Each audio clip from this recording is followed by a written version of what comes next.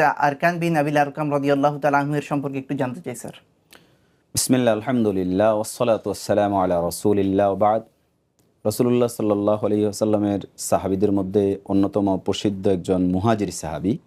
মক্কার প্রথম দিকে যারা রাসূলুল্লাহ সাল্লাল্লাহু আলাইহি ওয়াসাল্লামের উপর ঈমান আনে, সেই অগ্রগামী মুহাজির সাহাবীদের মধ্যে অন্যতম একজন সাহাবী হচ্ছে আরকাম ইবনে আবিল আরকাম রাদিয়াল্লাহু তাআলা আনহু। রাসূলুল্লাহ সাল্লাল্লাহু আলাইহি ওয়াসাল্লাম মক্কা যখন দ্বীনের দাওয়াত দেন, তো প্রথম দিকের মুসলমানদের মধ্যে ঐতিহাসিকদের মত অনুযায়ী তিনি সপ্তম কিংবা দশম, এই হিসেবে একবারে প্রথম দিকের একজন মুসলিম হচ্ছে আরকাম ইবনে আবিল আরকাম রাদিয়াল্লাহু তাআলা আনহু। পরবর্তীতে রাসূলুল্লাহ সাল্লাল্লাহু আলাইহি ওয়াসাল্লাম মক্কা থেকে মদিনায় হিজরত করার অনুমতি দিলে সাহাবায়ে কেরামের সাথে তিনিও হিজরত করেন এবং সেখানে রাসূল সাল্লাল্লাহু আলাইহি ওয়াসাল্লামের সাথে প্রত্যেকটা যুদ্ধে তিনি অংশগ্রহণ করেন এবং সর্বশেষ তিনি মদিনাতেই তিনি জীবনযাপন করেন, মদিনাতে বসবাস করেছিলেন। তো 55 হিজরির দিকে তিনি মূলত মারা যান।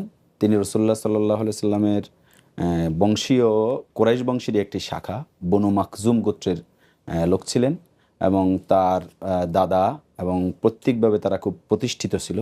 রাসূলুল্লাহ সাল্লাল্লাহু আলাইহি ওয়াসাল্লাম তার বাড়িটাকেই তার প্রাথমিক দাওয়াতের কেন্দ্র হিসেবে, যেটাকে ঐতিহাসিকভাবে ইসলামের ইতিহাসে সর্বপ্রথম শিক্ষালয় হিসেবে প্রতিষ্ঠিত সেই দারুল আরকাম, এটা মূলত এই আরকাম ইবনে আবিল আরকাম রাদিয়াল্লাহু তাআলা আনহুর বাড়ি ছিল। এই হিসেবে সেই বাড়ির যে শিক্ষালয়, যে রাসূলুল্লাহ সাল্লাল্লাহু আলাইহি ওয়াসাল্লামের শিক্ষার প্রাথমিক যে ধারা শুরু হয়, সেটার স্থানটা আল্লাহ তাআলা তার বাড়িকে নির্বাচিত করেছেন, এই সৌভাগ্য তিনি অর্জন করেছেন। তো তিনি রাসূলুল্লাহ সাল্লাল্লাহু আলাইহি ওয়াসাল্লামের বিশিষ্ট সাহাবী। সর্বশেষ 55 হিজরির দিকে তিনি মদিনাতে মারা যান এবং মদিনাতেই তাকে দাফন সম্পন্ন করা হয়।